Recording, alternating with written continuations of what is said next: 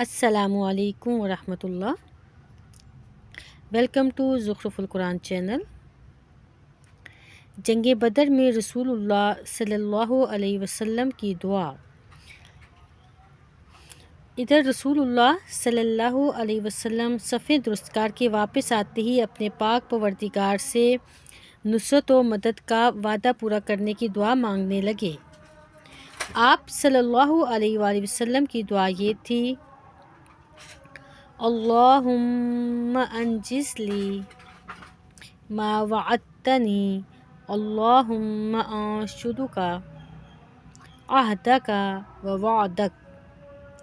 اے اللہ، تو نے مجھ سے جو وعدہ کیا ہے اس سے پورا فرما۔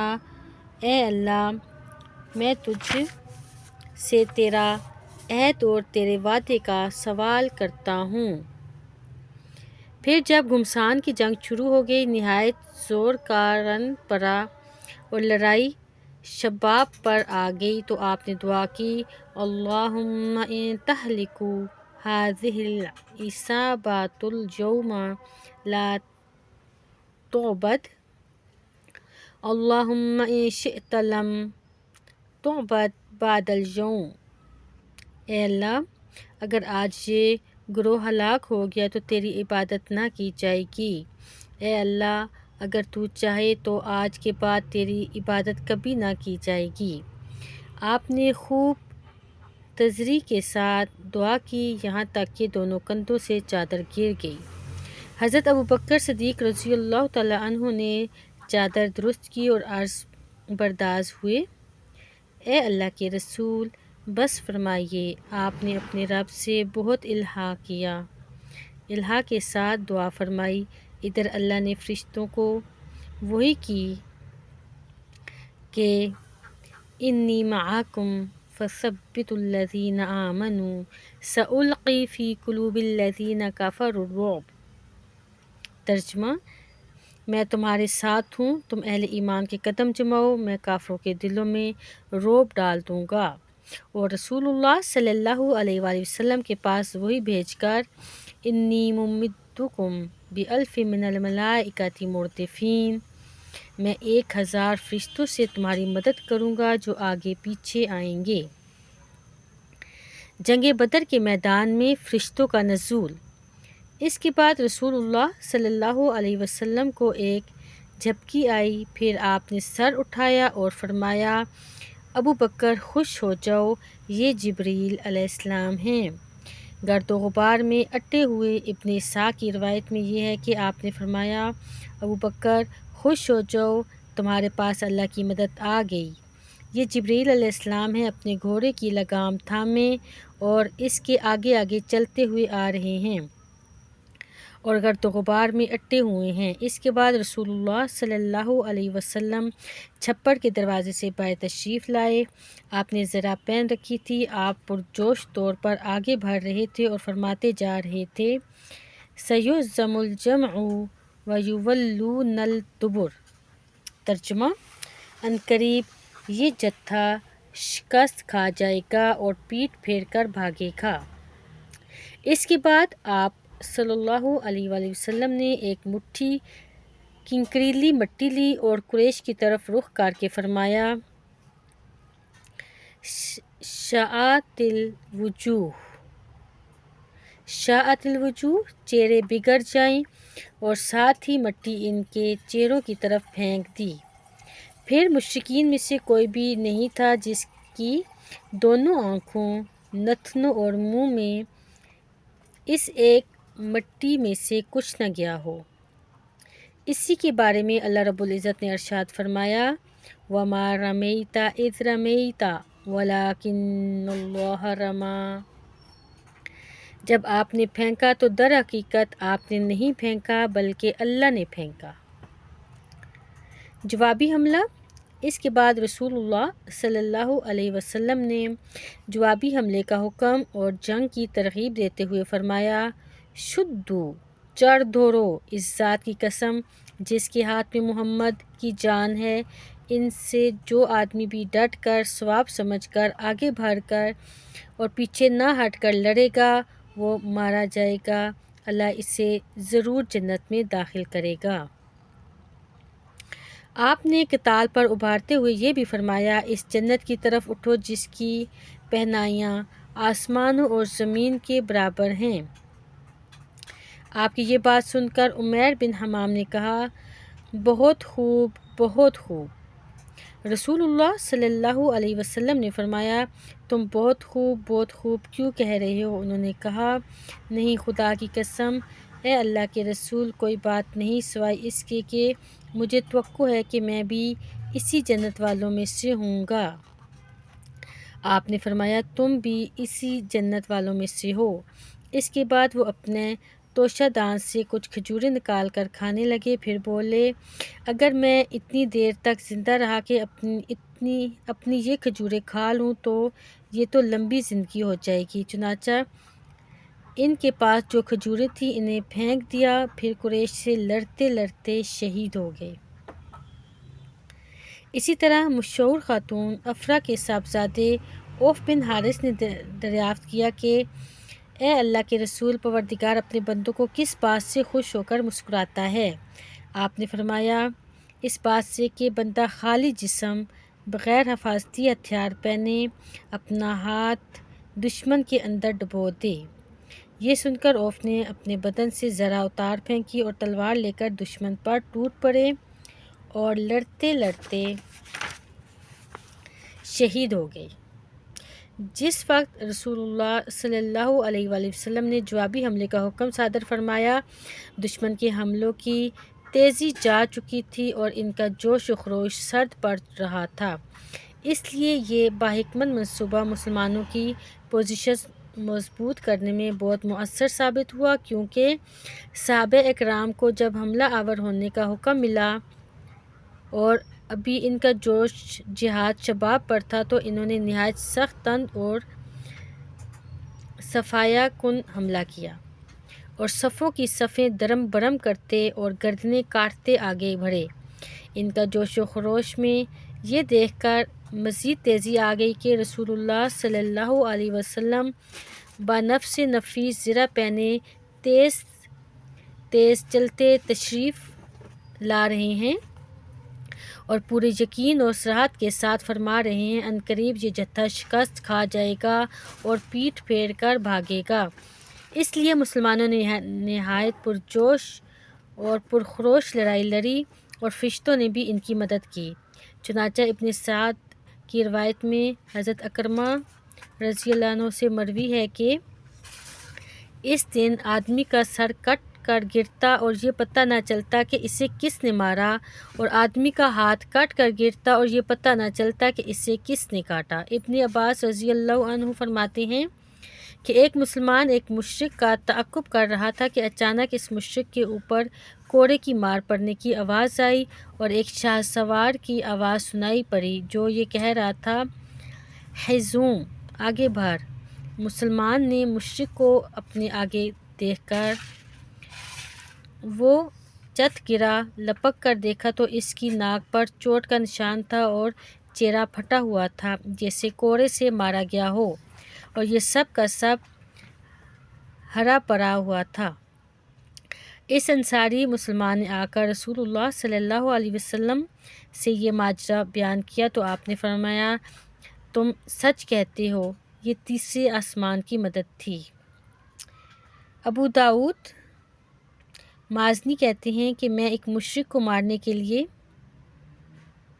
دوڑ رہا تھا کہ اچانک اس کا سر میری تلوار پہنچنے سے پہلے ہی کٹ کر گر گیا۔ میں سمجھ گیا کہ اسے میرے بجائے کسی اور نے قتل کیا ہے۔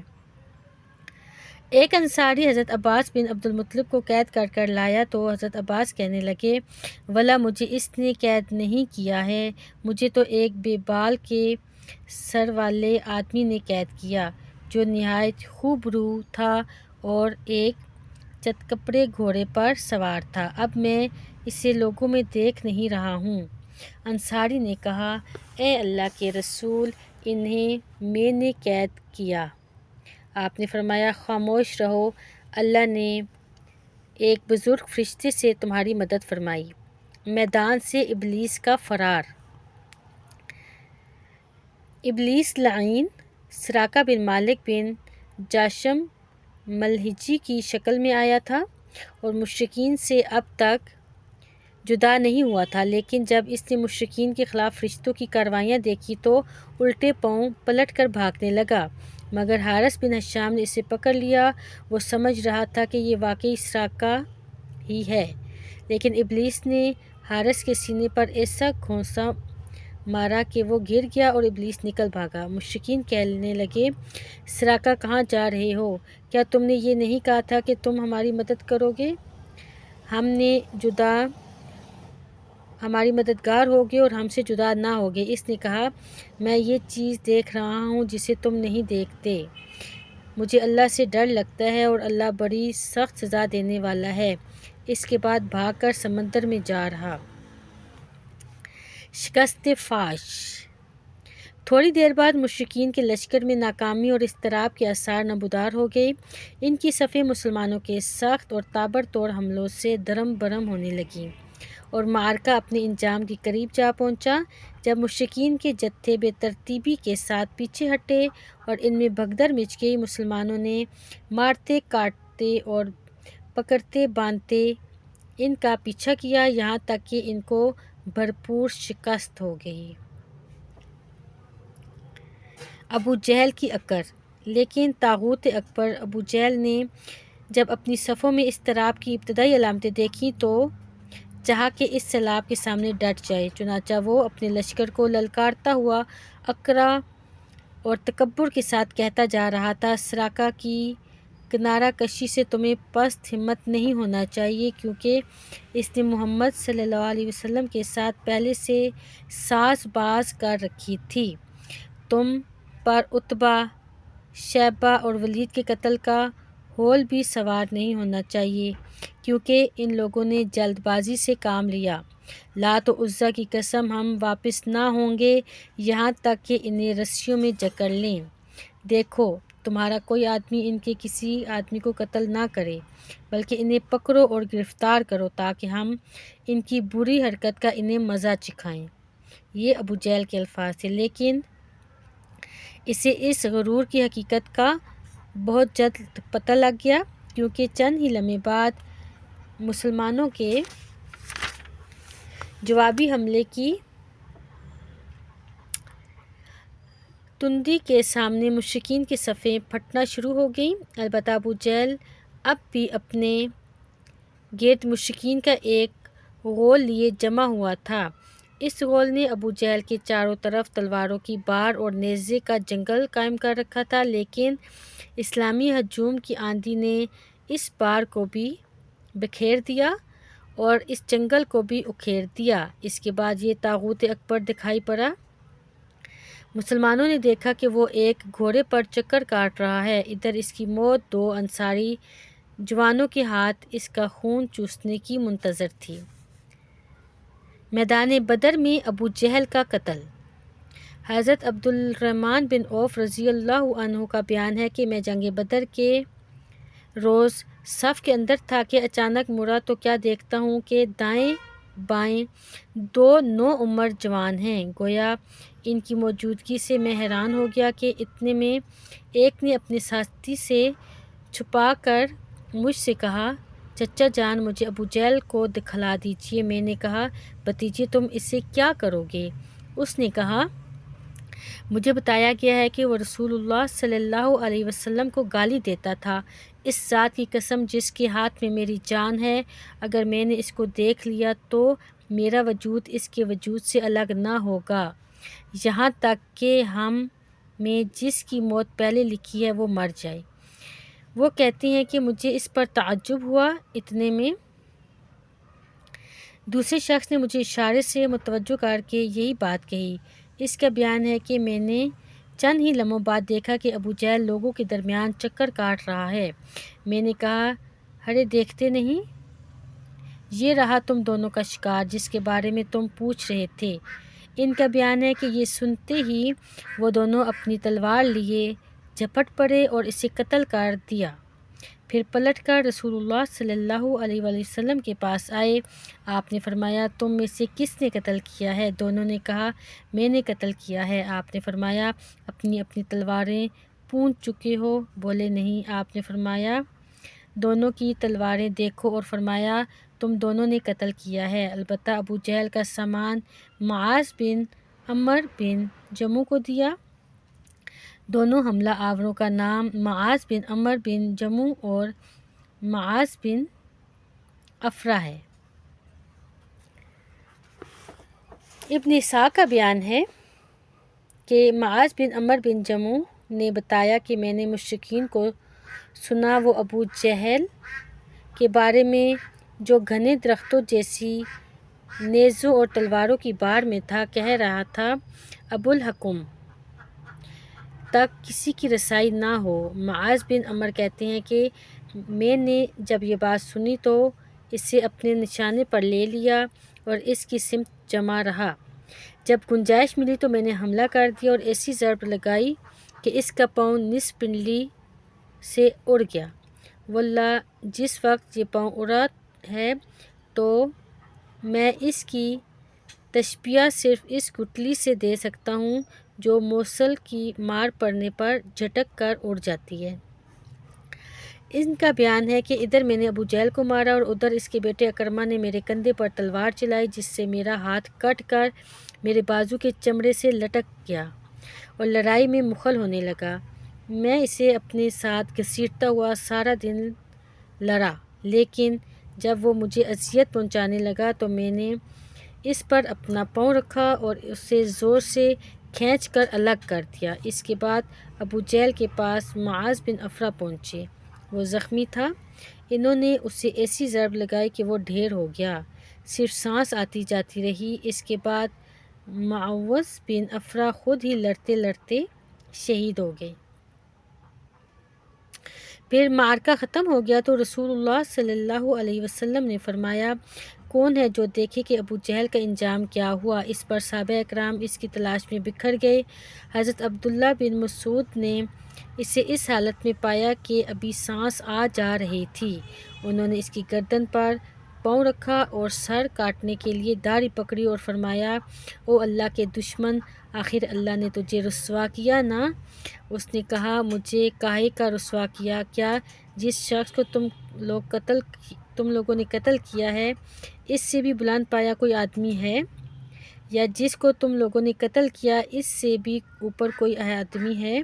پھر بولا کاش مجھے کسانوں کی بجائے کسی اور نے قتل کیا ہوتا۔ اس کے بعد کہنے لگا مجھے بتاؤ آج فتح کس کی ہے؟ حضرت عبداللہ بن مسعود نے فرمایا اللہ اور اس کے رسول کی۔ اس کے بعد حضرت عبداللہ بن مسعود سے جو اس کی گردن پر پاؤں رکھ چکے تھے کہنے لگے او بکری کے چرواہے، تو بڑی اونچی اور مشکل جگہ پر چڑھ گیا ہے۔ واضح ہے کہ عبداللہ بن مسعود مکہ میں بکریاں چرایا کرتے تھے۔ اس گفتگو کے بعد حضرت عبداللہ بن مسعود نے اس کا سر کاٹ لیا اور رسول اللہ صلی اللہ علیہ وسلم کی خدمت میں لا کر حاضر کرتے ہوئے عرض کیا یا رسول اللہ یہ رہا اللہ کے دشمن ابو جہل کا سر۔ آپ نے تیر بار فرمایا واقعی اس خدا کی قسم جس کے سوا کوئی معبود نہیں۔ اس کے بعد فرمایا اللہ اکبر الحمدللہ الذی صدق وعدہ ونصر عبدہ وہزم الاحزاب وحدہ۔ ترجمہ اللہ اکبر، تمام حمد اللہ کے لیے ہے جس نے اپنا وعدہ سچ کر دکھایا، اپنے بندے کی مدد کی اور تنہا سارے گروہوں کو شکست دی۔ پھر فرمایا چلو مجھے اس کی لاش دکھاؤ۔ ہم نے آپ کو لے جا کر لاش دکھائی۔ آپ نے فرمایا یہ اس امت کا فرعون ہے۔ ایمان کے تابناک نقوش۔ جنگ بدر کے میدان میں حضرت عمیر بن الحام اور حضرت عوف بن حارث ابن عرفہ کے ایمان افروز کارناموں کا ذکر ہم نے سنا۔ حقیقت یہ ہے کہ اس معرکے میں قدم بہ قدم پر ایسے مناظر پیش آئے جن میں عقیدے کی قوت اور اصول کی پختگی نمایاں اور جلوہ گر تھی۔ اس معرکے میں باپ اور بیٹے میں بھائی میں صف آرائی ہوئی۔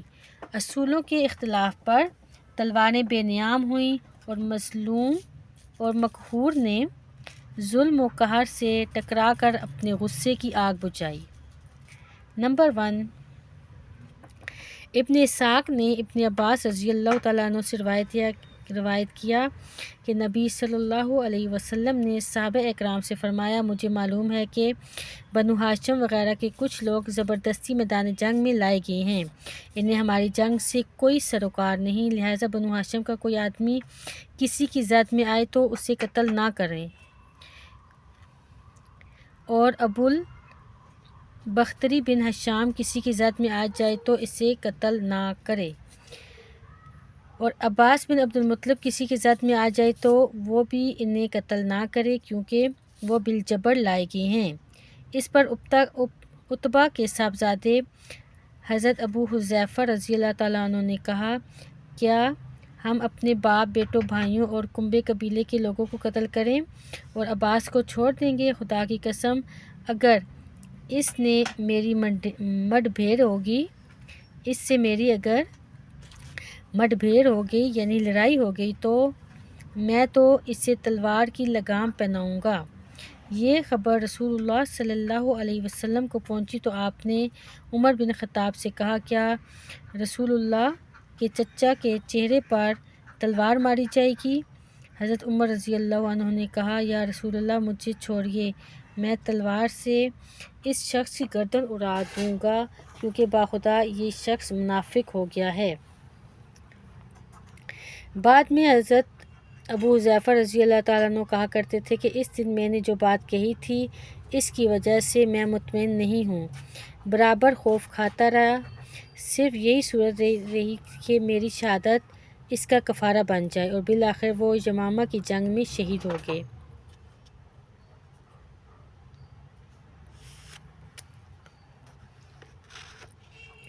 ابو البختری کو قتل کرنے سے اس لیے منع کیا گیا کہ مکہ میں یہ شخص سب سے زیادہ رسول اللہ صلی اللہ علیہ وسلم کی ایذا رسائی سے ہاتھ روکے ہوئے تھا، آپ کو کسی قسم کی تکلیف نہ پہنچاتا تھا اور نہ اس کی طرف سے کوئی ناگوار بات سننے میں آتی تھی، اور یہ ان لوگوں میں سے تھا جنہوں نے بنو ہاشم اور بنو مطلب کے بائیکاٹ کا صفحہ چاک کیا تھا۔ لیکن اب ان سب کے باوجود ابو البختری قتل کر دیا گیا۔ ہوا یہ کہ